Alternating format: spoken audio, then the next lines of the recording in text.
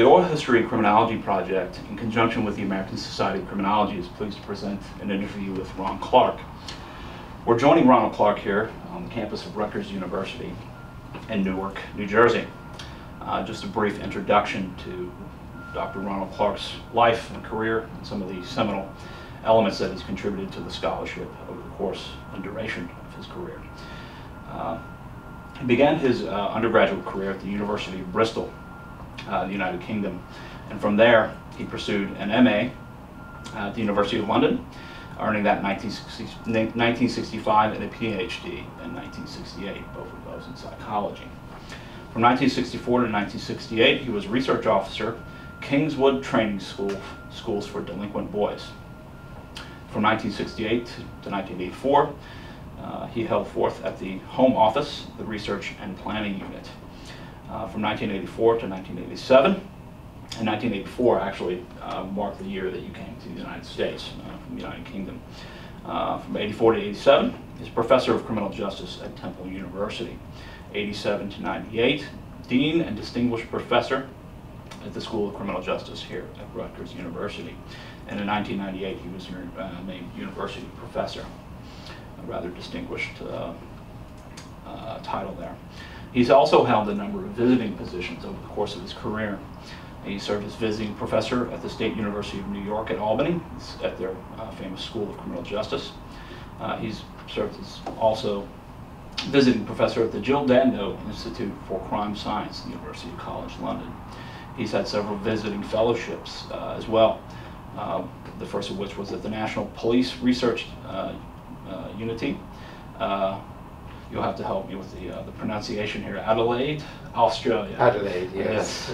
Also visiting fellow at the Department of Justice Administration at Griffith University, Brisbane, Australia. Visiting fellowship at National Institute of Justice in Washington, D.C. And lastly, the National Police Academy in Oslo, Norway. And very much an international cast to the things that you've done over the course of your career. You've presented dozens and dozens of presentations throughout your career, the world over. Your vita marks over 250 publications, books, monographs, articles, chapters, edited volumes. Very prolific author in a wide variety of contexts and milieus. Given numerous presentations and lectures as well to governmental bodies and professional organizations of all types. You also have maintained numerous consultancies with a number of governmental agencies, international organizations, agencies, NGOs, as well as a number of trade organizations as well. You've been instrumental in designing and promoting the British Crime Survey. I think it's oftentimes an understated aspect of what you've contributed over the course of your career. Co-founder of the World Criminal Justice Library Network, also is marked as the co-organizer of the annual seminars in environmental criminology and crime analysis since 1992. He's associate director of the Center for Problem-Oriented Policing. We encourage you folks to check out any number of the publications that populate POP Center, POPCENTER.org. Enormously helpful.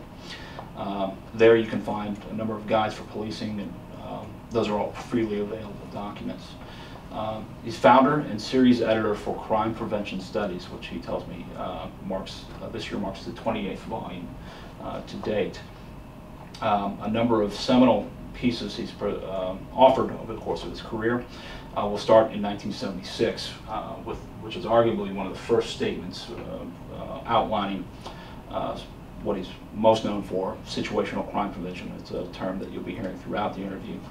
A document, Crime as Opportunity, is a report by the Home Office, and the first chapter really outlines a lot of important items that kind of salient through his career. That was done with a number of co-authors. In 1980, Designing Out Crime, another Home Office production there with Mayhew. In 1986, produced a book called The Reasoning Criminal, which is a compilation, I believe, from there are a number of authors that came and presented papers, and that was all compiled in an edited volume. sort of a must-read for those graduate students out there. Derek Cornish, one of his a common co-author throughout his career, edited that in 1986, which actually the title spawned a recent festschrift to Dr. Clarke's career called The Reasoning Criminologist. That was issued in 2012 that helped inform some of the content of this interview. Another book, in 1989, Suicide, Closing the Exits with David Lester. That's also been republished in 2013. Another book, Routine Activities and Rational Choice with Marcus Felsen, edited that in 1993. Situational Crime Prevention, Successful Case Studies is now in its second edition, originally published in 1993. Superhighway Robbery in 2003, dealt with e-commerce, co-authored with Brendan Dooley of SUNY Albany. Crime Analysis for Problem Solvers in 60 Small Steps, 2005 with John Eck, another book. 2006 offered a book called Outsmarting Terrorists with Graham Newman as well. He's had numerous appearances in the Crime and Justice, an annual review of research put out by the University of Chicago Press, detailing all manner of ins and outs with situational crime prevention. In 1978, he was named Fellow of the British Psychological Society, and most recently he's earned one of the top prizes, if not the top prize, in all of criminology, the Stockholm Prize, which sort of prompted this particular occasion. Perhaps the term that he's most associated with here, situational crime prevention, here will allow him an opportunity at some point to outline that in somewhat greater detail.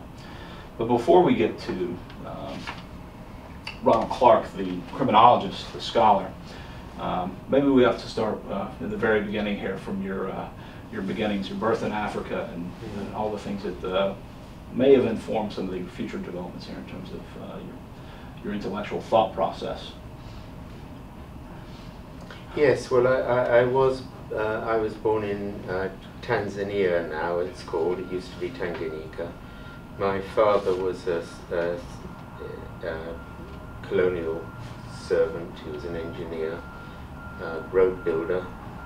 My mother was the daughter of a German missionary. Tanganyika used to belong to Germany, and after the First World War it became a British protectorate. And they met and married in Tanganyika, and I lived there till I was about 11, and then my mother brought the children back to England so we could go to school, or proper school.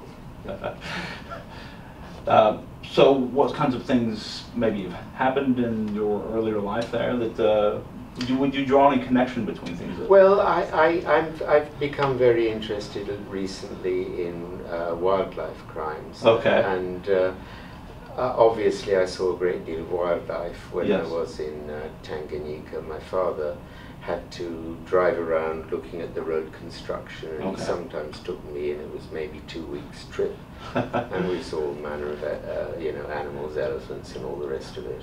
So what originally drew you to psychology? Well, it's a bit of a long story, but I did in Britain when I was doing my high school. They call it grammar school there. Yeah. You had to make a choice between arts and science. Yeah. And I rather foolishly took arts. And I realized after, when I got to about 16 or 17, I really didn't want to do this anymore. I was doing history and English and Latin. And I thought I'd like to do something a bit more scientific. All right. And at that time, you could actually do a psychology degree with an arts background in certain universities in Britain. So that was really the main reason I got into psychology. Okay. I'm glad I did. It was very interesting. Now, what accounts for the jump from psychology to more criminal justice oriented? How does one earn a PhD in psychology and end up in a delinquent home for boys? Yes, well, again, this is an unusual story for American ears, but when I'd finished my degree in psychology and philosophy actually at Bristol University, I got admitted to a clinical psychology degree at London University. Just by chance, really. There was not very much postgraduate work, you know, that I could have got into.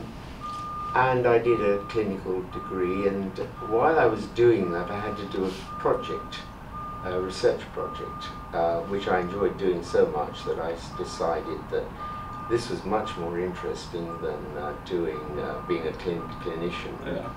And I happened, through one of the psychiatrists at the Institute of Psychiatry where I was training in London, he told me about a job that was coming up at these training schools in the west of England. And I applied for the job, but I withdrew my application because I really wasn't sure I wanted to do this. But anyway, the time came I had to get a job, so I wrote back to them and said, you know, is that job still open? And they said, yes, yes, yes. They hadn't had any other applicants. So I took that job. And I did various studies there, including work on absconding or escaping from approved schools. And as I had a London master's degree, I could use the work I did for that for a PhD. So my PhD was unsupervised. I just had to deliver a dissertation at some point. This was a special arrangement that London University had for its master's students. And I just, you know, after 4 years, I sent in what I've done. And they appointed two examiners, one of whom was Gordon Trasler, who's quite well known in our field. And so I was employed, did interesting work, and got a PhD out of it. That's a nice succession there. Yeah. Now, my understanding from the outside looking in, I'm not a psychologist, I've been trained in psychology, is that psychology is very much of the opinion that we can change people's behavior. There are a number of different approaches there that I suppose a clinician can introduce into one's thinking patterns there that will ultimately result in some adaptations on the part of the recipient, let's just say.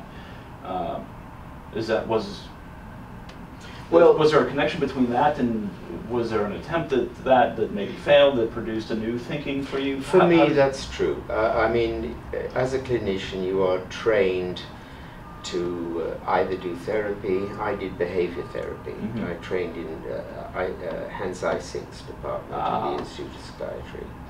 So I did behavior therapy, and that does produce behavioral change if it's done properly. Did you have any encounters with Hans? Yes. Yes. Yes. I now and again. Yeah.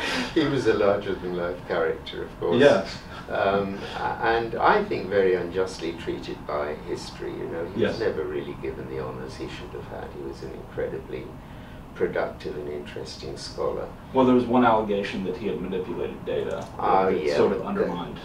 Yes.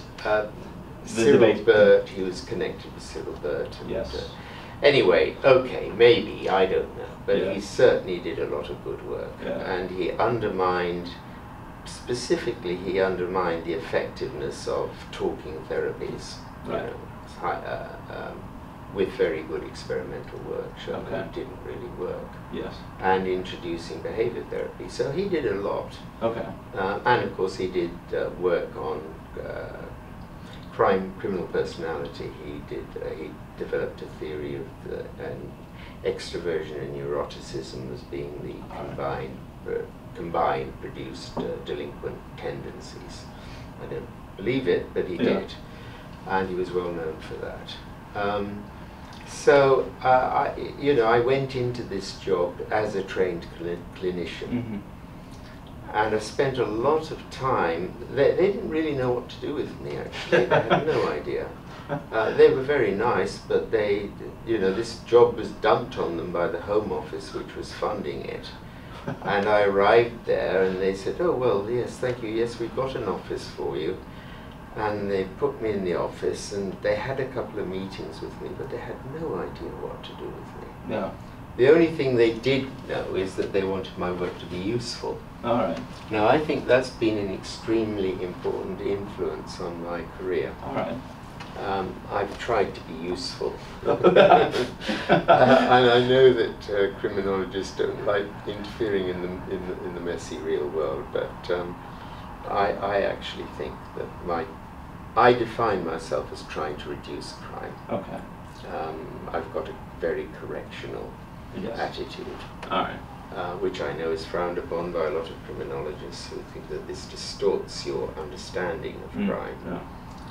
But your understanding of crime is distorted by whatever angle you take on it, whether sociological, psychological, economic, or whatever. Okay. So policy relevance is not unique in distorting one's understanding.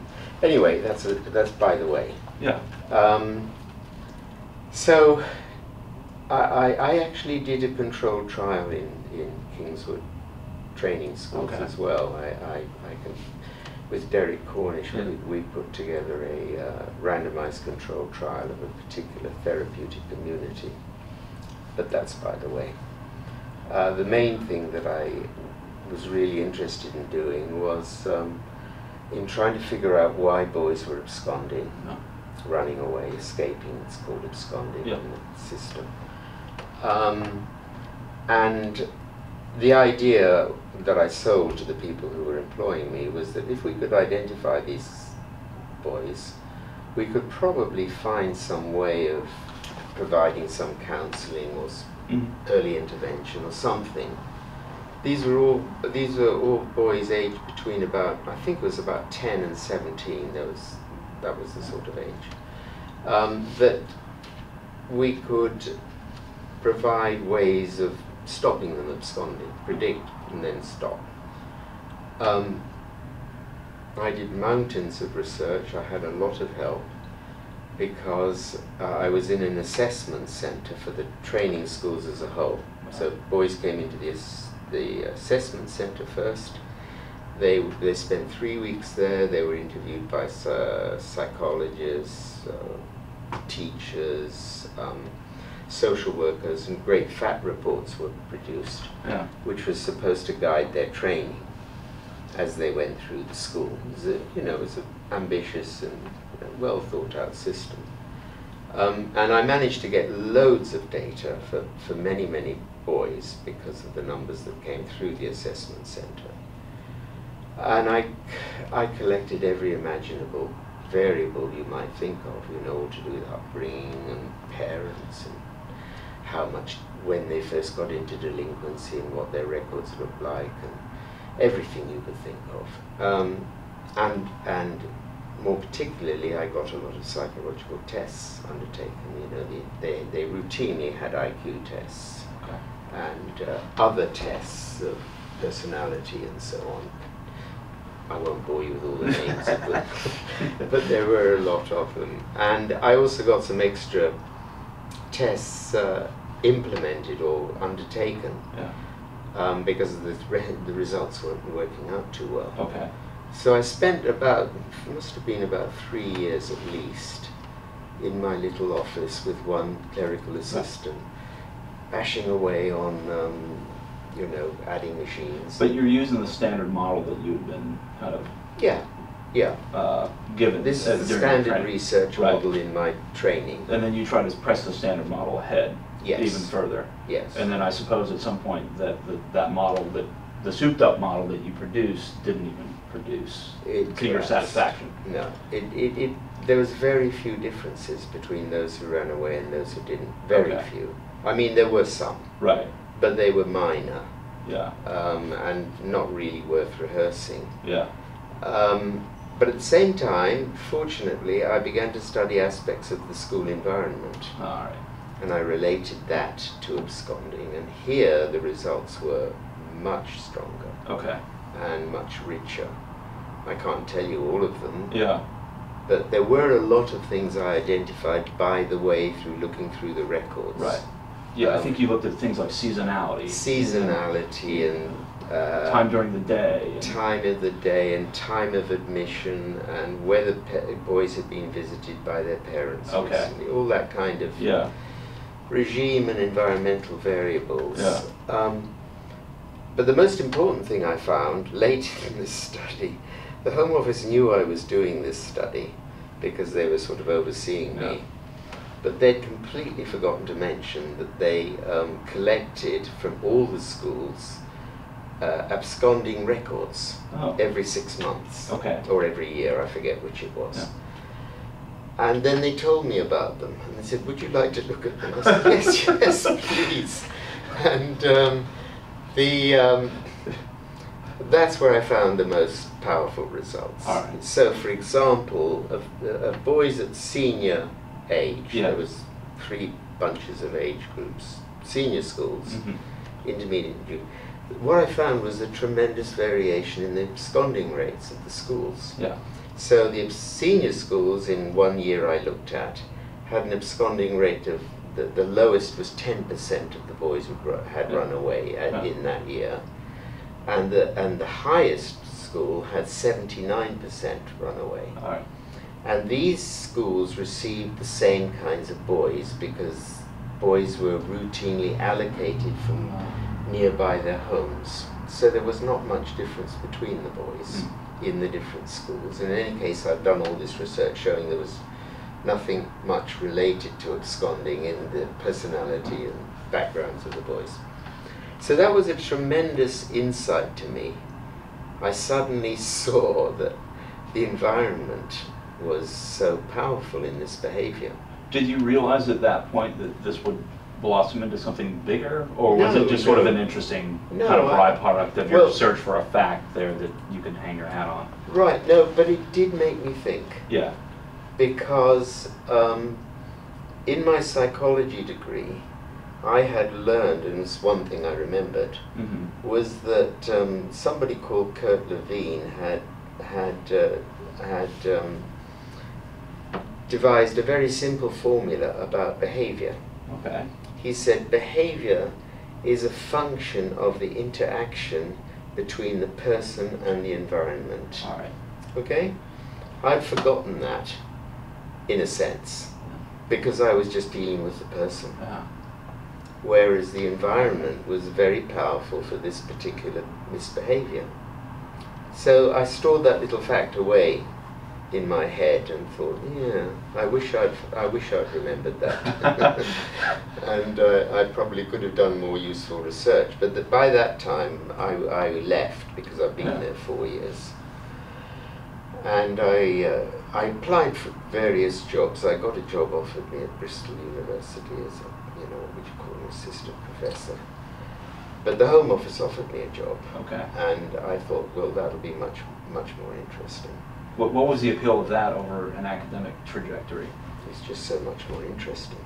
Because you could do research without having the teaching component and the service component well, no, not exactly.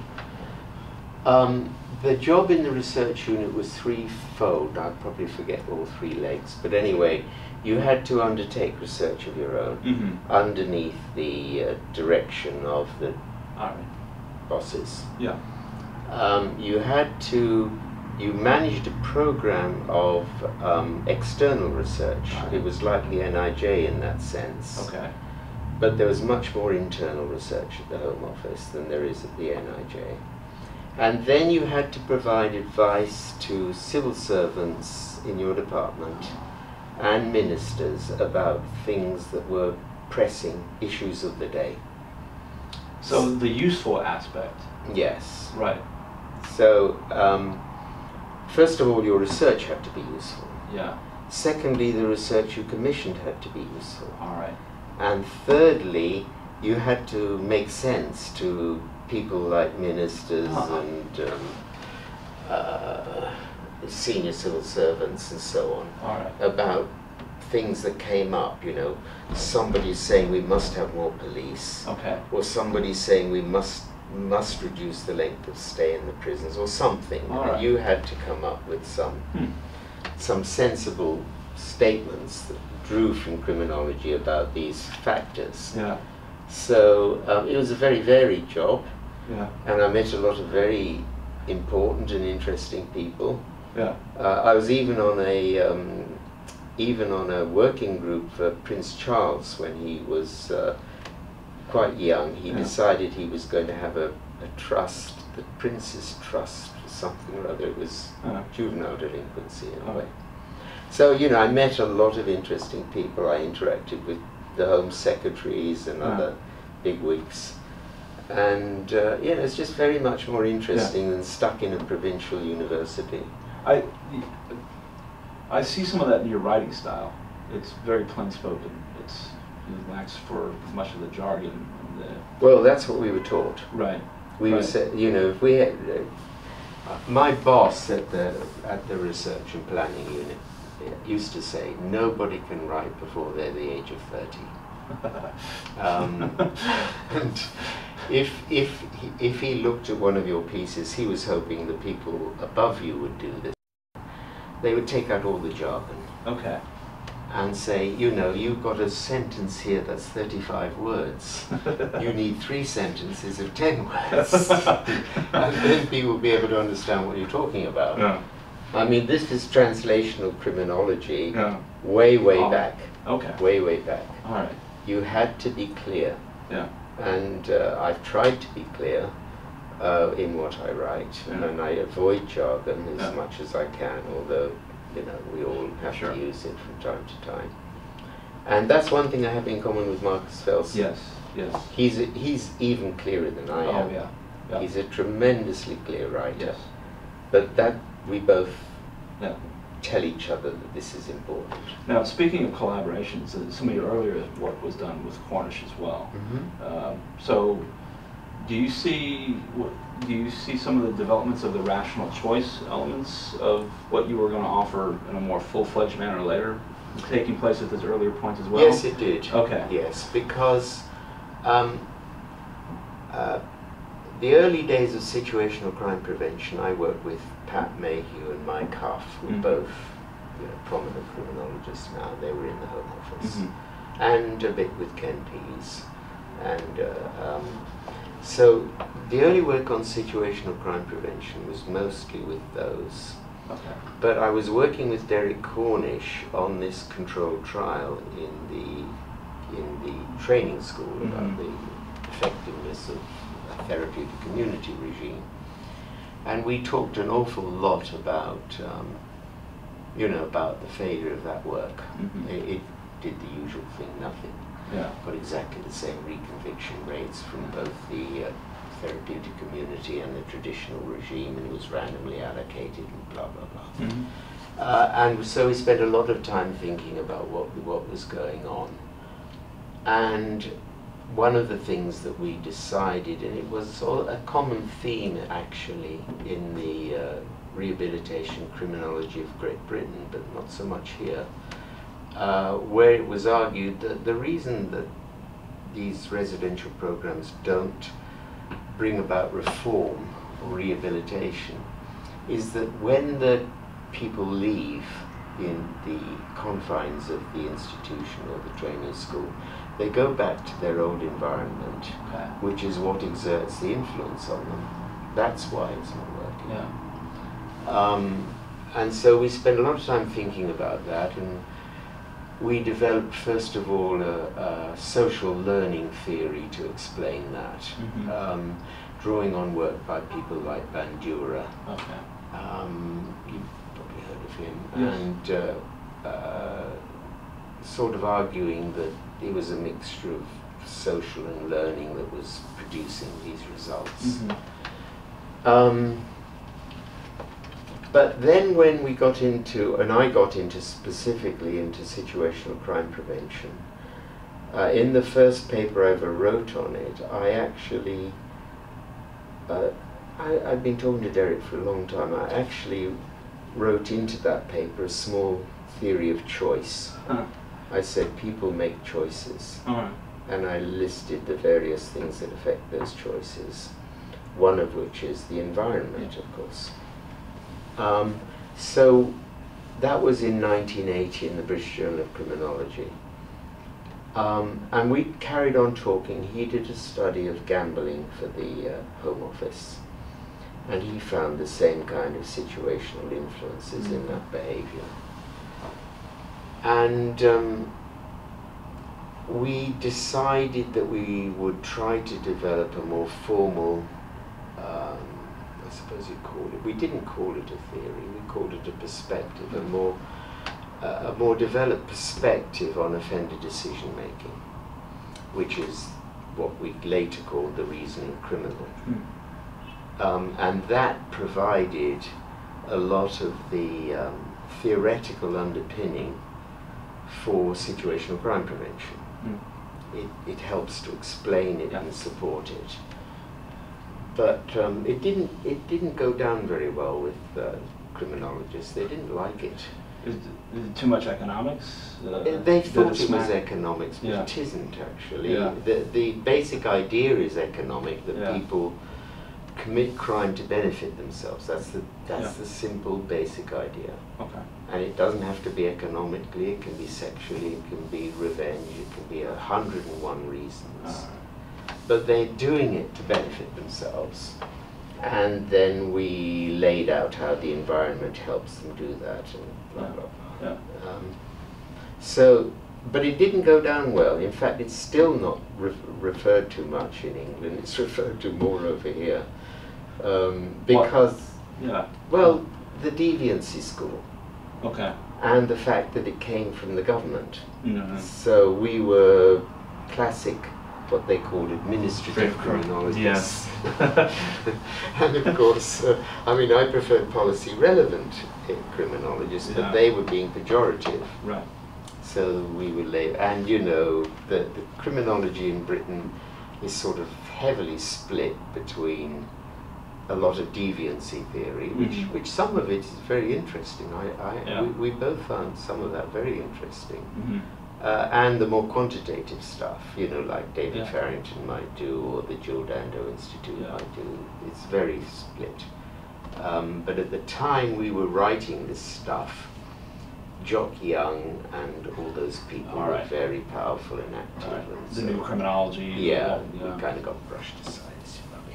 Now, from what I understand, the situational aspects, though, are very popular, very well applied on the international scene relative to the United States. Yes. So they separate out the reasoning aspects of what you're offering from the situational, the sort of the brute facts of just this environment. Yes, I think that's fair. I still think that, well, let's just talk about two things. First, I think that situational prevention thinking is much more integrated into policy thinking in the UK, Europe, you know, some of the countries in Europe, than it is here. Here it's implemented in a different way through the private sector. So, which I'll come back to later if I may. So it is part of stated policy in many European countries now, even France, which was very skeptical of it all at one time. And you know, basically the idea that with situational crime prevention is that you simply should reduce the opportunities for crime. And there are many ways of doing this. I mean, we've identified 5 main ways. Increase the risk, increase the effort, reduce the rewards, remove excuses, and reduce provocations and temptations. And then there's a whole array of different things you can do under those. And there's a vast number of things you can do under that. And the case studies are mounting all the time about that it's actually pretty effective. And you can bring about big reductions, completely eliminate some crimes if you get it right. So, but again, that was not a popular idea in criminology at the time. It gradually has got accepted more and more, I think, in criminology. still a bit unpopular. It's much more made a much bigger impact on policy than many other ideas, I think. So what accounts for this sort of emerging success? It works. Okay. And criminologists might say, okay, yes, it works, but it's not what I'm interested in. Right. Yeah. Whereas I'm very interested in what works. All right. They say, well, yes, okay, but you know, that's you're trivializing the problem. Yeah. You are simply managing the problem. Yeah. And that's fine by me. I don't care as long as it comes down and reduces harm. Yeah. That's what I'm interested in. So does that also account for maybe why it's much more used in in the private setting as opposed to the public setting? Yes, I mean the private sector is much more pragmatic, isn't it? I mean, they're not going to do things to reduce their chances of crime if it's no good. All right. You know, they because they've got an investment. They've got an investment and it's a cost. Yes. All right. And I want to say more about this in a minute, but it's everywhere in the private sector, actually, everywhere. Yeah. Well, maybe I should go on and talk about that now, because I'm very interested in this at the moment. If you think about what's gone on in our lives in the last 30 years, which I suppose we all do, but the thing that strikes me is the incredible increase in security. Mm-hmm. And I call it crime prevention, but other people call it security. Mm-hmm. It's in every sphere of life. You just think about all of the things that you do in an ordinary day. Mm-hmm. You know, your car has become very much more secure. Right. Houses are much more secure. Public transport is much more secure. Public housing projects, credit cards, everything, everywhere you look, mm-hmm. there's an increase in security. And I think that's very remarkable. You know, we all remember the day, well, you're too young, but I remember the days when you just went out and didn't bother to lock the house door, because there's nothing worth stealing in there. Yeah. You know, I mean, but things changed in the 1960s, as Felsen and Cohen have very correctly pointed out. That lightweight electronic goods became very available and fairly cheap, so people could stuff their homes with TVs and radios and all of that junk, which we proliferated since then. And more women were working away from home, mm-hmm. so you had an increase in opportunity of many more things worth stealing, and much easier to steal. Yeah.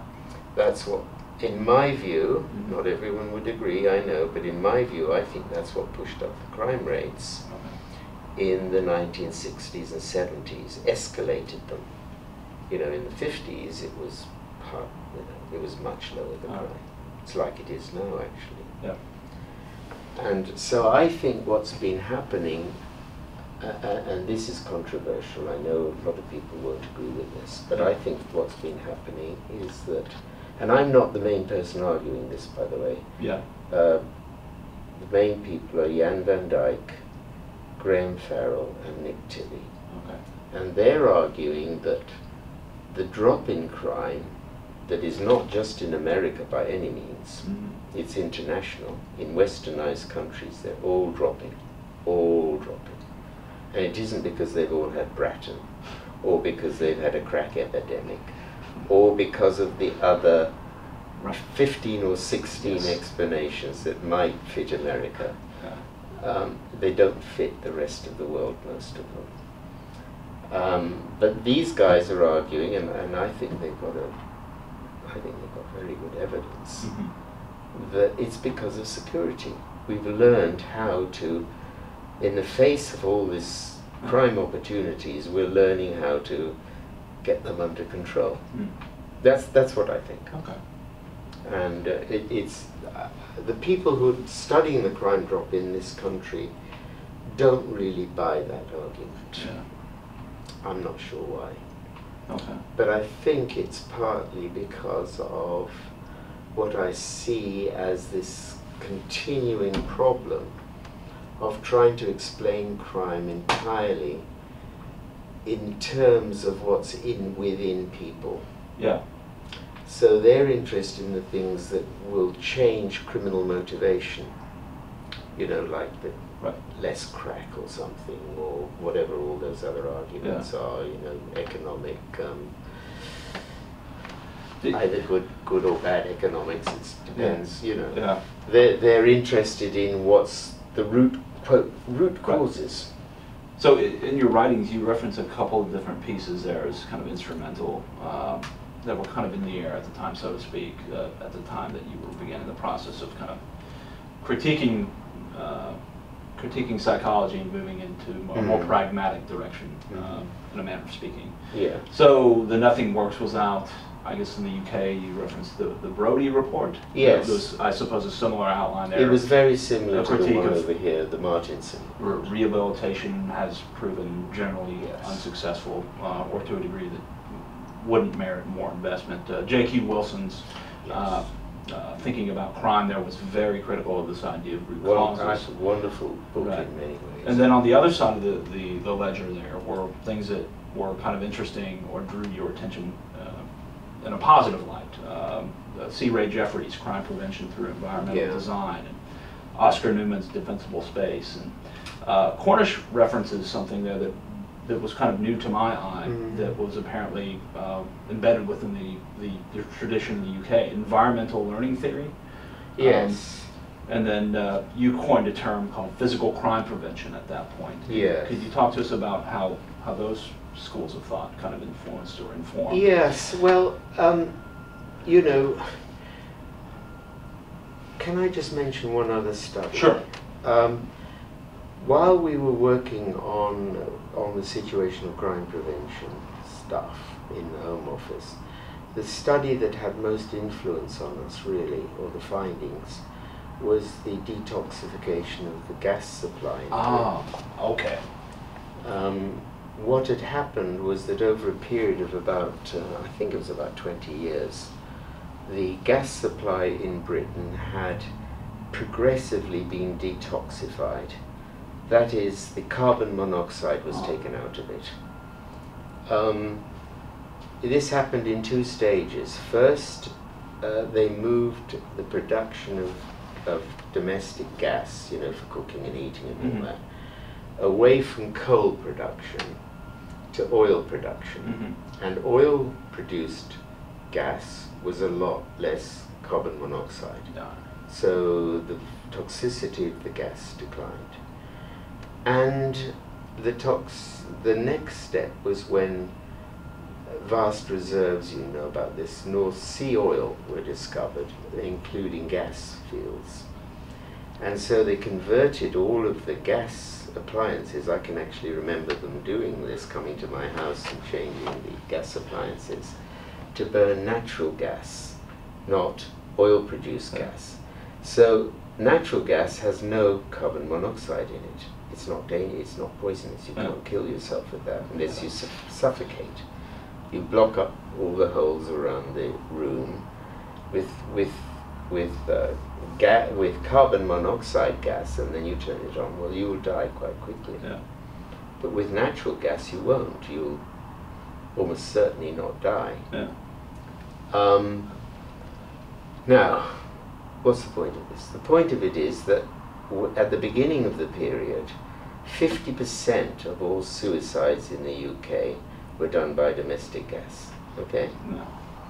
So you take away the lethality of the domestic gas, and what do you see? You see a large fall in the overall suicide rate, not just the domestic gas suicide rate. That is wiped out. So instead of being 50% at the end of the period, it's something like 0.3% of all deaths for various reasons. And that was extremely instructive, because that was an environmental change. It wasn't done, obviously, not to prevent suicide. It was done to save money. cheaper. Yeah.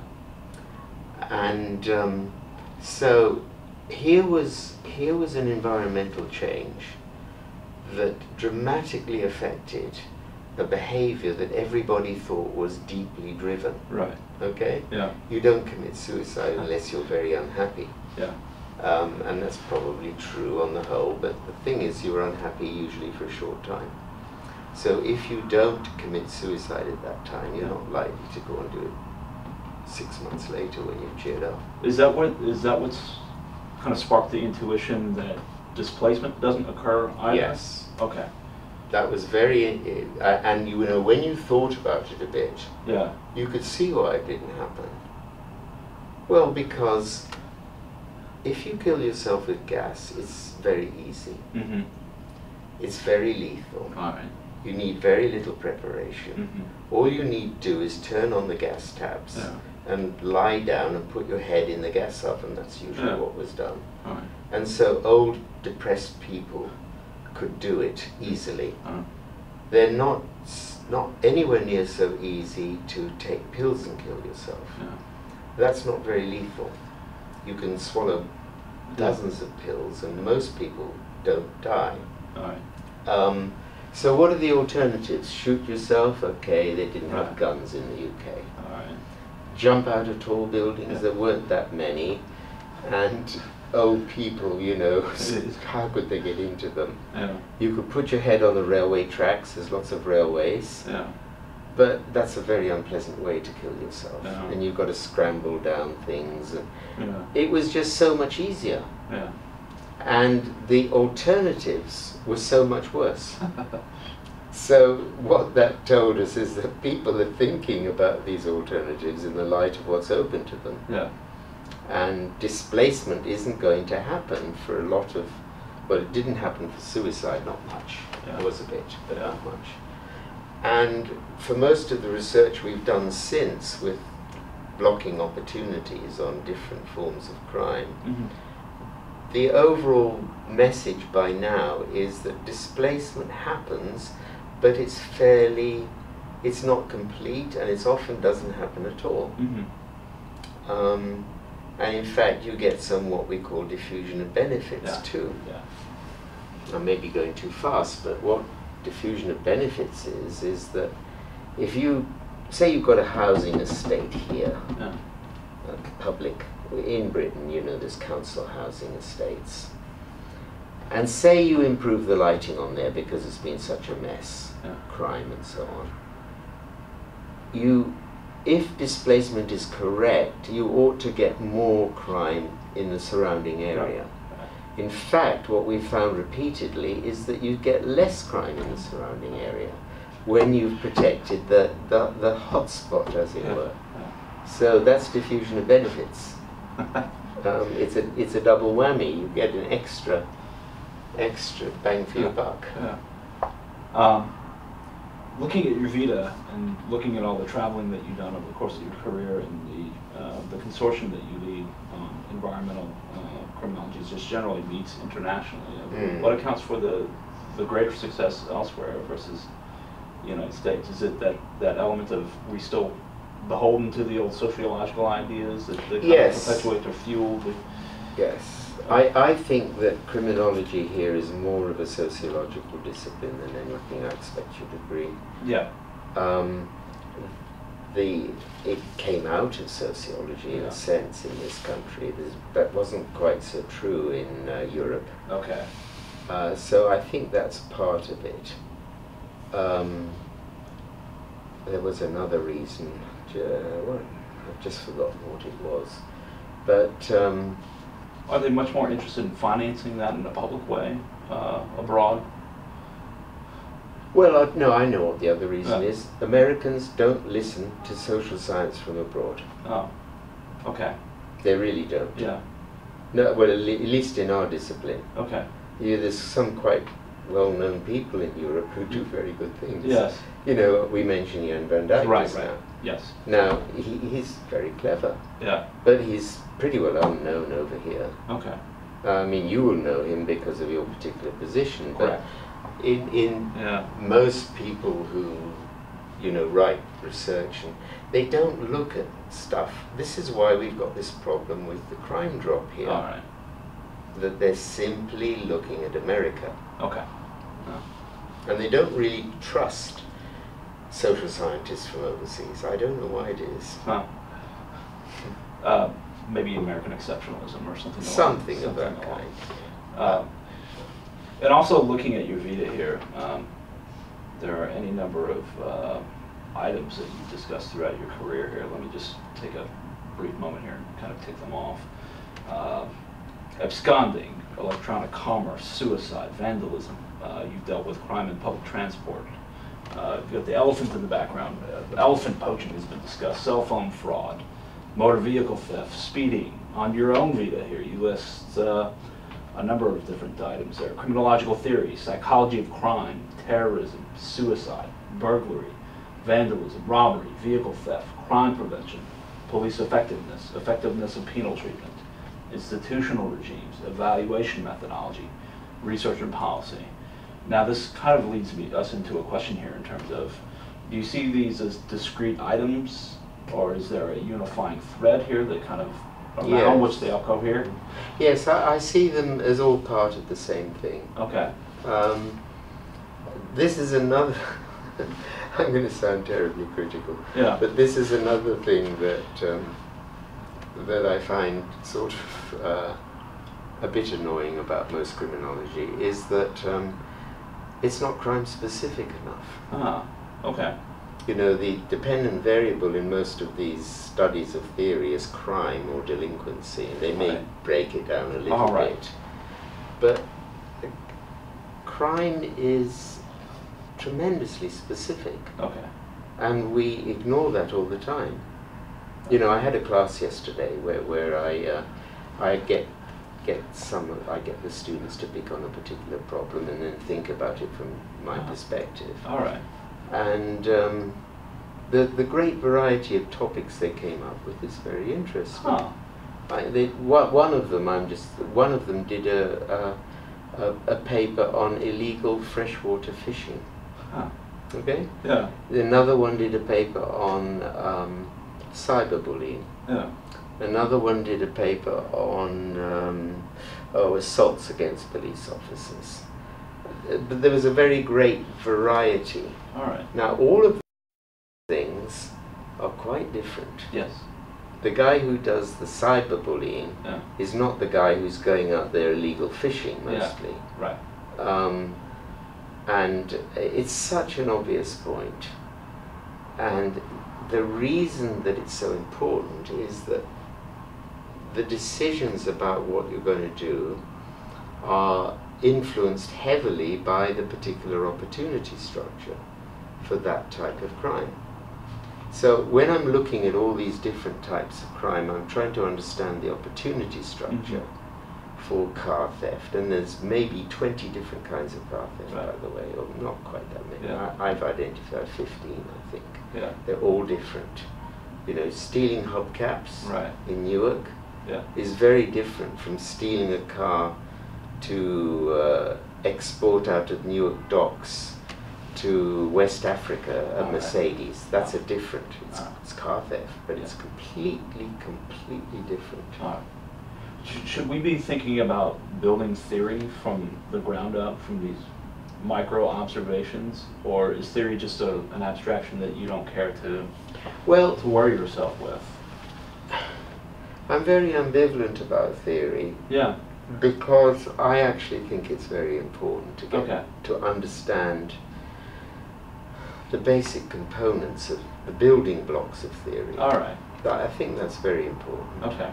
I get very bored with the attempts to really refine these building blocks, you know, squeeze as much as you can out of each particular explanation. Yeah. And measure it in different ways. I get bored with that. Yeah.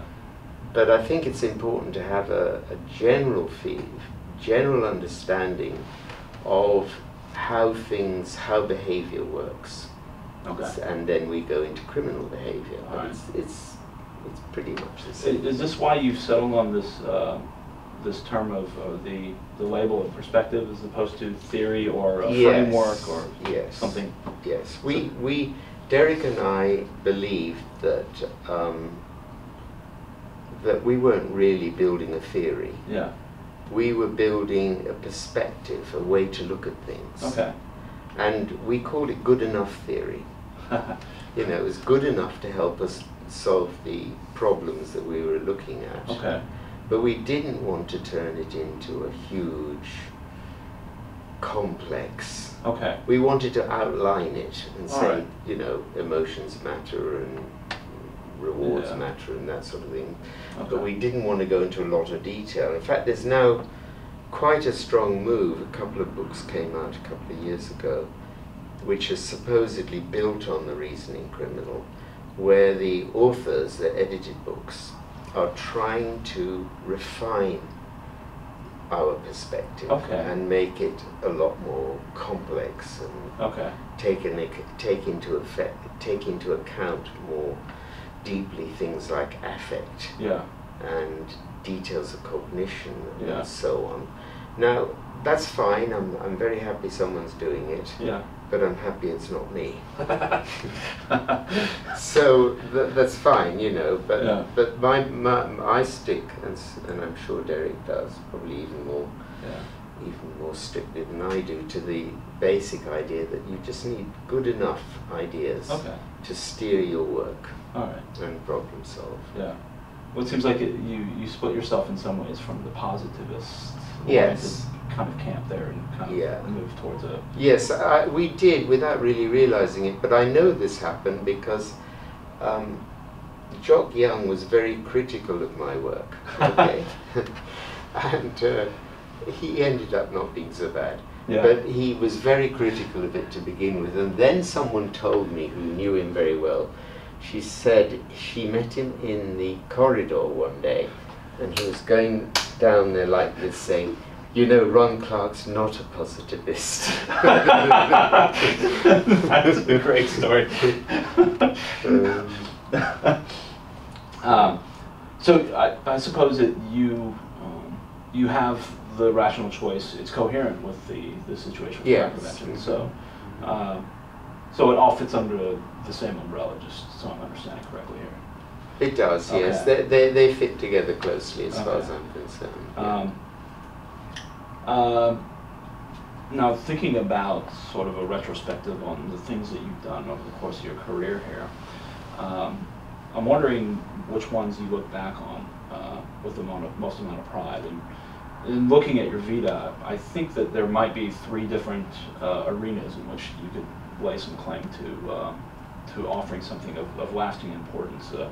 Scholarship, but the applied aspects lead me to a second conclusion here in terms of eradicating crime, eliminating certain aspects of crime. Certainly some of those observations with people putting their heads in ovens and things like that has had an appreciable impact in terms of less of a body count here. And maybe thirdly here, you're kind of at the epicenter of an enormous network of scholars, not only in the United States but throughout the world here, that have been influential there in terms of advancing an argument here. You speak to some of those aspects there in terms of the I think I'm really most attached to prevention, situational prevention. Okay. That it can actually see things that have worked. Yes. You know, that's often very specific. Yeah. But I mean, I'm sure if I really thought about it hard enough, I could find a way of reducing illegal freshwater fishing. Yeah. Not that I would bother, because I don't think it's all that dangerous, but there's more dangerous things than that. Okay. But I think it could be done. Yeah. Applying this same set of techniques. Yeah. And so that's what I'm actually most proud of. But you know, I'd like to pick you up on one of your statements there. Yes. You said that I'm with some other people at the epicenter of an enormous group of... Yeah. It's not enormous. No. It's quite small. Okay. It's really the people that regularly come to ECCA, which is the Environmental Criminology and Crime Analysis Symposium. It's only about 70 or 80 people. you compare that with the American Society of Certainly. Criminology, it's small stuff, Right. really. And that's a disappointment to me, because Yeah. I think, I mean, I would like to see it bigger, not because it makes any difference to me, I'm getting too old to bother with that, but because I want to see criminology more integrated into modern life, Okay. and more useful, and have more interesting careers for people who take criminology. Okay. You know, I think there's an awful lot that we could be doing out there. Do you think that infrastructure will last long enough that there will be a continuing generation of scholars that will continue to come to ECHA that could lead to some growth and expansion there? I think one of the things that we oftentimes don't pay enough attention to in the field is people who build these institutions that prove to have some sort of lasting, they endure in a sense, and that's how ideas are oftentimes preserved. Well, I'm not absolutely sure what you mean, but do you mean, I mean, for example, the Jules Dando Institute of Right. Crime Science, is that the kind of thing I you're suppose talking so, about? yes. Yes. Right. Well, that'll endure. Okay. There's no doubt about that. Okay. Because the model is very solid. Right. I mean, they based on my sort of ideas, expanded into other people's. Right. But they are very firmly in an engineering department. Okay. Now, maybe a better point of reference might be the Home Office. It seems like, Yes. in reading some of the work here, and the reasoning criminologists, it seems like you're on more of the pessimistic end, where some of your colleagues seem to be on the more optimistic end, that the Home Office has some sort of stamp of situational crime prevention there. Oh, I see what you mean. Right. Well, it's interesting. The Home Office. I mean, we had trouble selling the idea to the Home Office originally. Right. Right. They thought it was a bit, bit trivial, really. I mean, everybody knows that it's poverty that's the problem. So they thought this was maybe just an artifact of you producing a new variable, and this That's right. They Yeah. thought, well, I suppose it's interesting, but it's not really getting at the All problem. right. It's not the root causes that we need to deal with. Okay. So they didn't take it very seriously, and I've had a sort of troubled relationship with the Home Office. Yeah. Some of the policy people seem to have taken it a lot more seriously in the recent, Okay. let's say, 15 years. Yeah.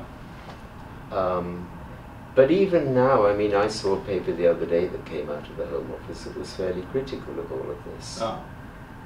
Yeah. It was well argued, actually. I mean, I didn't agree with the points, but so I don't think the Home Office has really got a big investment in this, actually. Yeah. I think it's partly because they don't understand, in my view, that they have a role in trying to work with businesses and industry and architects and all those kinds of people in trying to reduce opportunities for crime. They don't understand that.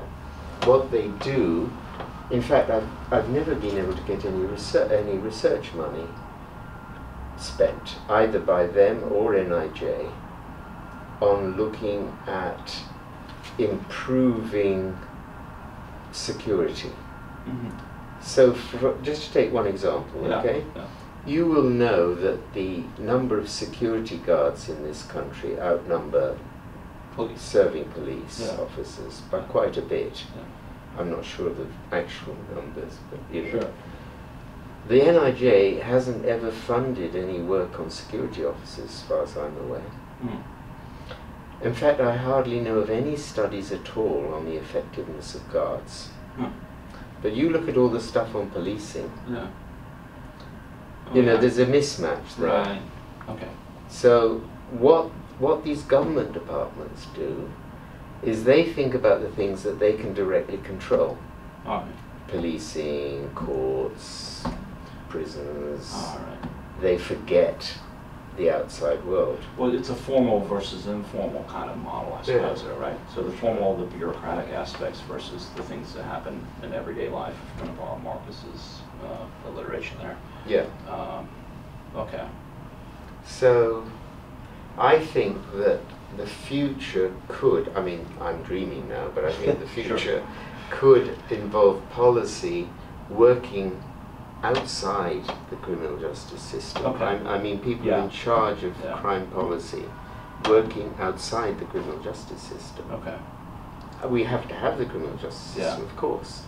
Well, that sounds like now I get the point about you standing out, you and the entire group standing outside of criminology here, because the governmental avenues seem to be less than, I guess, accommodating, shall we say. And then the academic environment as well has not really worked to It's be not been integrated. very sympathetic. Yeah. So, I mean, in a way, that's why we started it. Okay, all right. The crime prevention studies and ECHA began at about the same time to give us a venue and an audience and a meeting place. Okay. I hope in the end it'll, well, I don't know that it ever will actually, Sure. but that was why we started it all. All right. Because we felt, you know, I'd go to an ASC meeting and I'd think, oh my God, you know, I really can't take this. And I stopped going because it got so tedious, you know. Besides from all the usual things like you can never talk to anyone for more than a minute when someone else interrupts you. Such are the ways of meetings. But, you know, I just got thoroughly bored with it all because it wasn't dealing with things that I thought were important. Okay. I mean, that's a very big overstatement, Sure. but you know what I'm talking about. I can address there. Now, I see a couple of, suppose, mainstays here in terms of the elements that are generally critical of the situational kind of perspective here. One of which you've already mentioned here, the administrative criminology kind of critique that's generally on the part of the left, but you do say that the right has its own kind of brief to bear in terms of you're not punitive enough there in terms of those kinds of things. What would you have to say about the varied attempts to integrate some of these aspects? So Ron Akers has made an attempt, for instance, to appropriate some of the things that you've offered as simple issue of stimulus response, which I guess gets back to the psychology element. There's been a number of efforts there to kind of fit this in with the neighborhood type of typologies research there. What would you have to say about those kinds of general attempts? Have those? I haven't found them very helpful, to be honest. I can see what's happening. The problem, like, just to take Ron Akers, he tended to think that what we were talking about was increased punishment. Okay. Without really looking at what we were talking about. Right. Punishment is, I don't think it works. Because it's too far removed. It's too far away from the immediate situation. All right.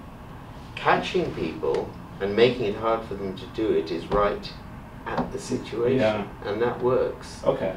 But punishing them, you know, way down the road, if at all, right?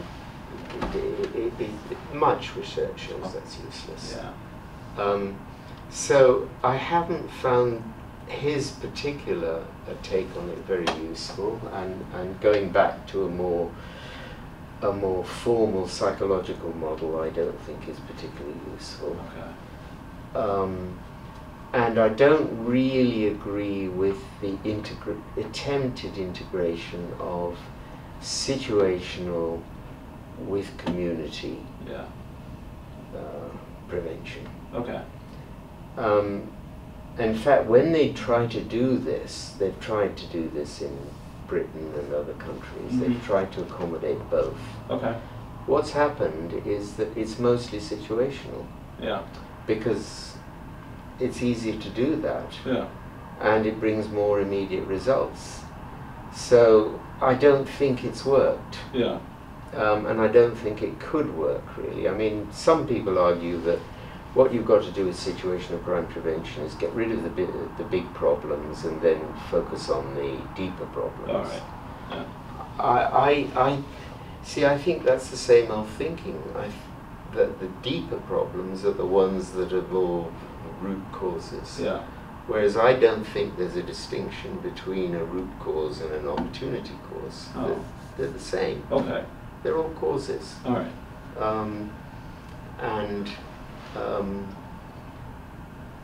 But there's a yearning among criminologists and social scientists to improve society. Yeah. And with criminologists, often a bit on the side of the criminal, making that a better person. Yeah. I mean, I think you make people a better person by not letting them do these bad things.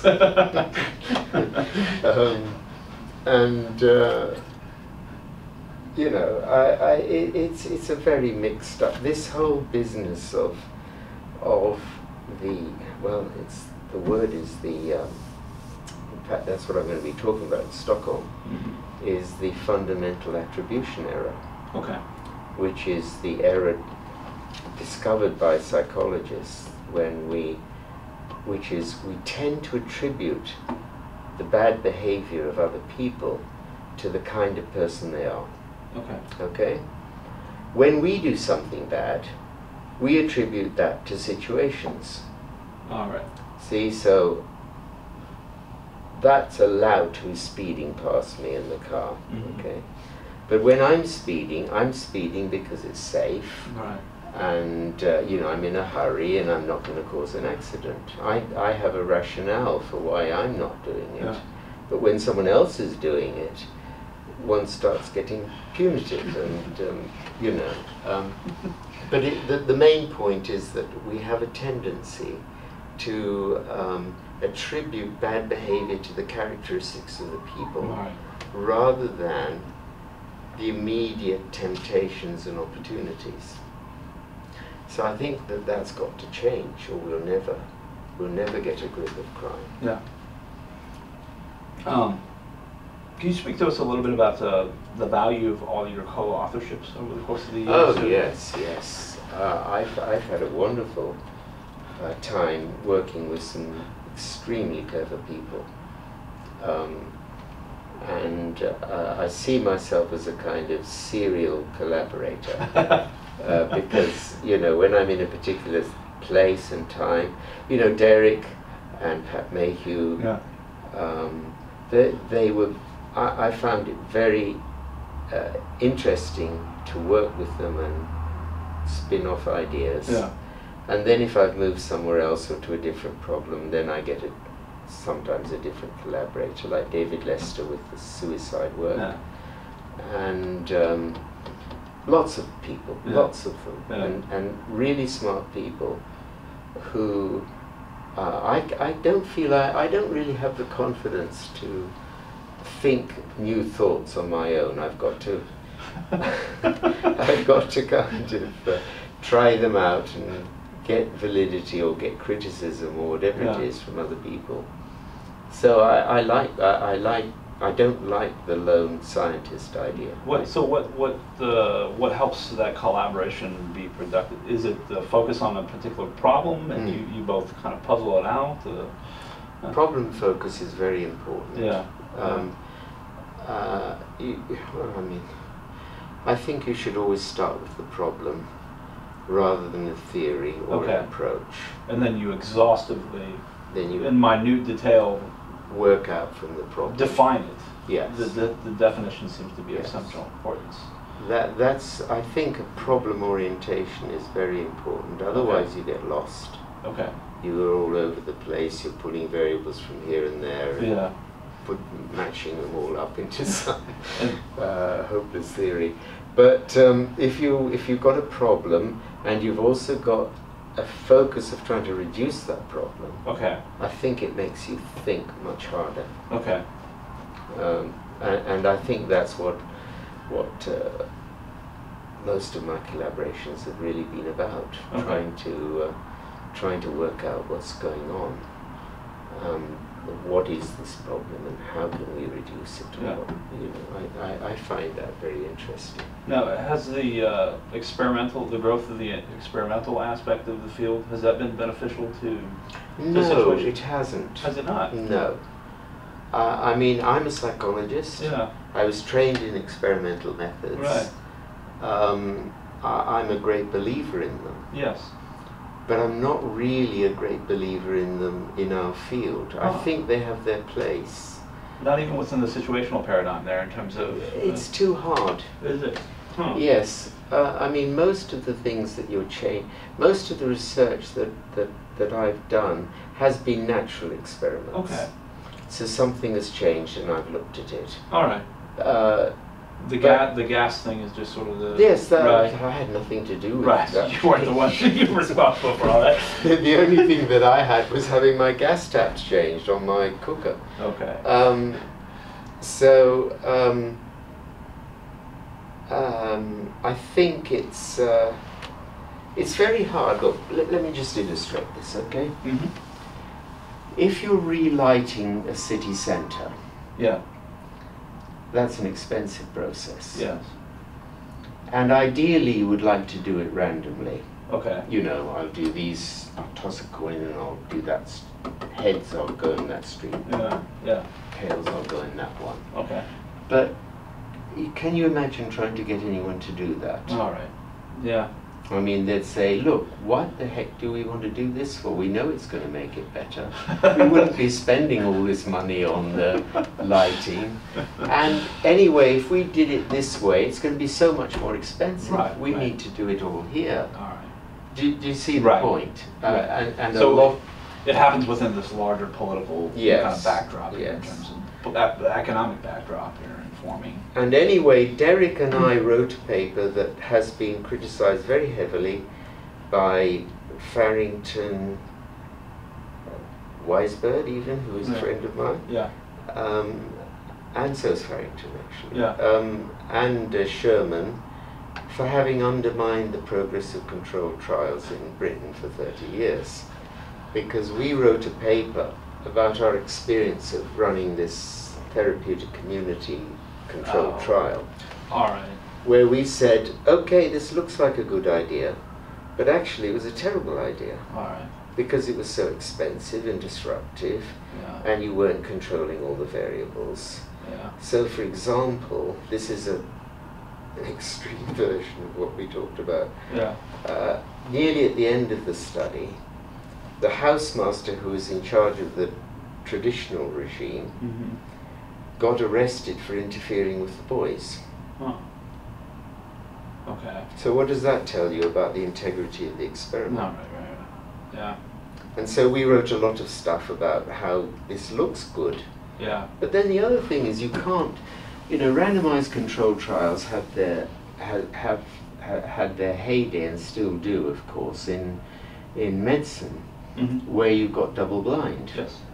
The person doesn't know they're getting the treatment. Right. Right. And the person giving the treatment doesn't know who's getting the active ingredient. Mm-hmm. Now that's very important because Yeah. we know suggestibility is so important in human behavior. Yeah. So those kinds of things are very difficult to do in our field. Yeah. I'm sure it Yeah. could be done more, and I'm Yeah. sure, and I would like to, Right. but I don't think it's the sole way to advance the science. And in fact, I was pretty annoyed with the what works thing, Okay. because they took one or two of the studies that we had done and said, this is not a good study Okay. because it can't be replicated. There was no statistics. Yeah. Various things which were silly. Yeah. So, for example, we never used any stats on our suicide. Yeah. We just showed the data. It Okay. was so clear. Right. You know what? Yeah. And why do you need all this? Yeah. Okay. So, but I was annoyed by the fact that these studies were downgraded to suggestive or something Oh, like right, that, rather right. than. But anyway, that's history now. Sure. I think most people have got a bit fed up with the, with the randomized controlled trial idea. Thinking about the sort of where the field is right now, what do you think it ought to be maybe turning its attention to at this point? Crime specificity. More and more the definitional aspects of things and getting less abstract and more... Less abstract.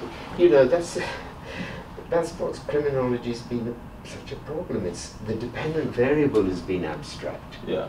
Crime. Right. It's a collection of a Right. whole.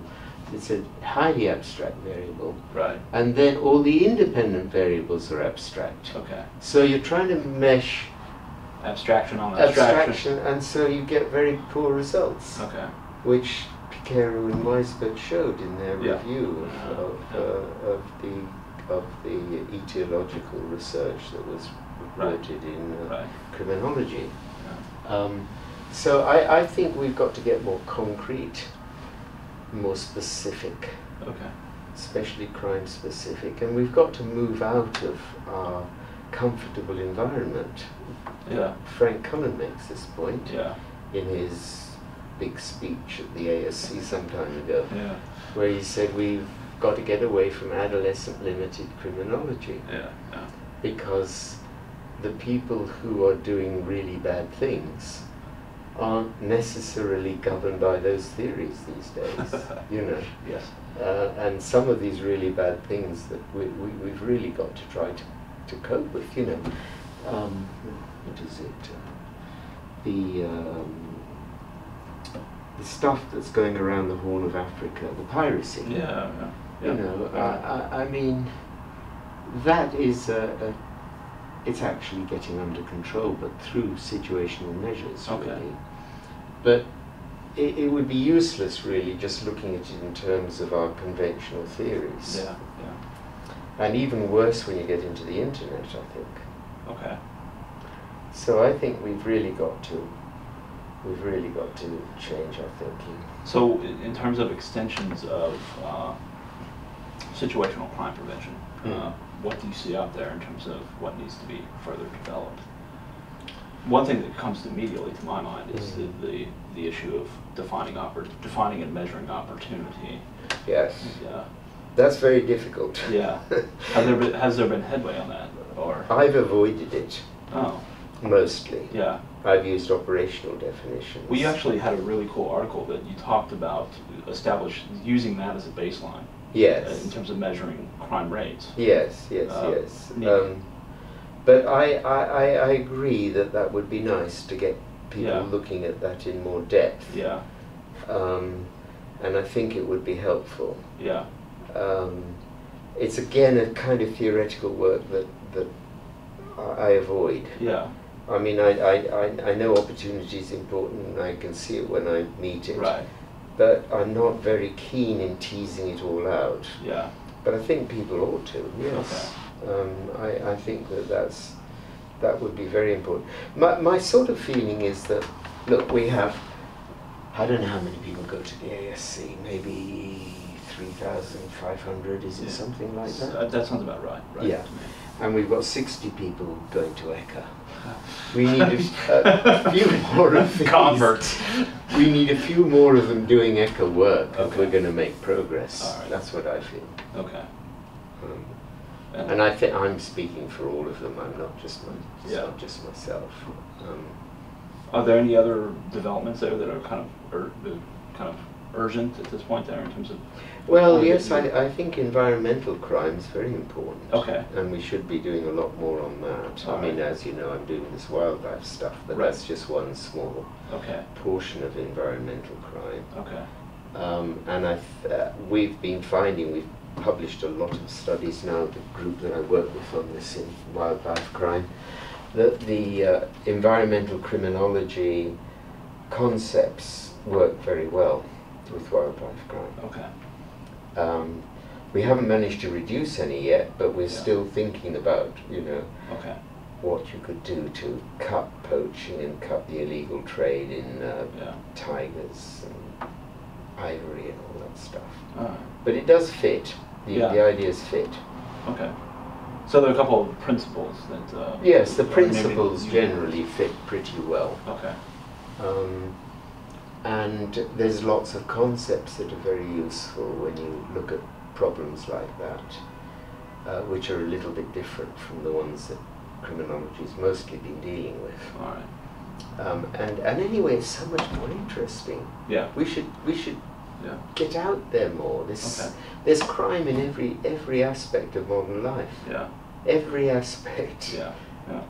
And we should be trying to deal with it or understanding it, you know, rather than all the time worrying about deprived neighborhoods and ghettos, and I mean, those are all bad things. I suppose that might be part of the reluctance, or maybe even the fear of reconceptualizing our approach there, is that it'd be a death by 1,000 cuts here. The preference would be for the more generalizable, I suppose, because it's the idea being that you can apply this nearly anywhere. They're all the same. That might be just sort of like an issue there in terms of the generation of knowledge and things of that nature there. But, possible. It sounds a bit abstract to me, that. Right.